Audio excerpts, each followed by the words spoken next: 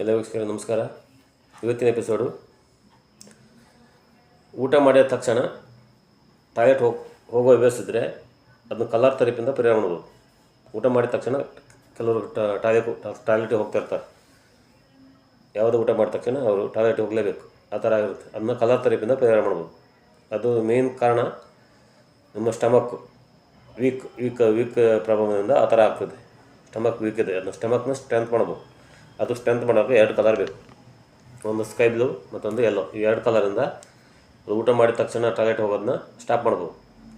First ನಿಮ್ಮ stomach ಲಿಪ್ಲೆಕ್ಸಿಗೆ, stomach ಲಿಪ್ಲೆಕ್ಸ್ ಇಲ್ಲಿ ಬರುತ್ತೆ.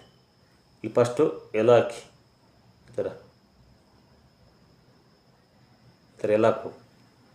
ಎಲ್ಲ ಹಾಕಿ ಅದ್ರ ಸುತ್ತ ಸ್ಕೈ ಬ್ಲೂ ಹಾಕು. ಅದ್ರ ಸುತ್ತ ಸ್ಕೈ ಬ್ಲೂ ಈ ಥರ ಫಸ್ಟ್ ಎಲ್ಲ ಹಾಕ್ಬೇಕು.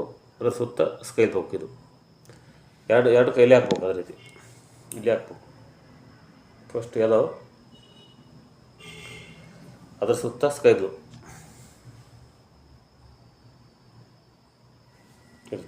ಎರಡು ಕೈಲಿ ಹಾಕ್ಬೇಕು.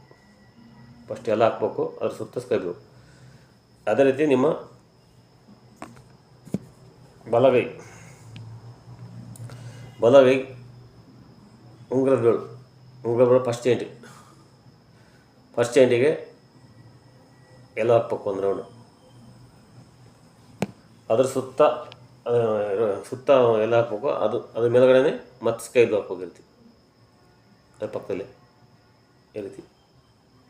ಈ ರೀತಿ ಹಾಕ್ತಾ ಬಂದರೆ ಅದು ಊಟ ಮಾಡಿದ ತಕ್ಷಣ ಟಾಯ್ಲೆಟಿಗೆ ಹೋಗೋದು ಸ್ಟಾಪ್ ಮಾಡ್ಬೋದು.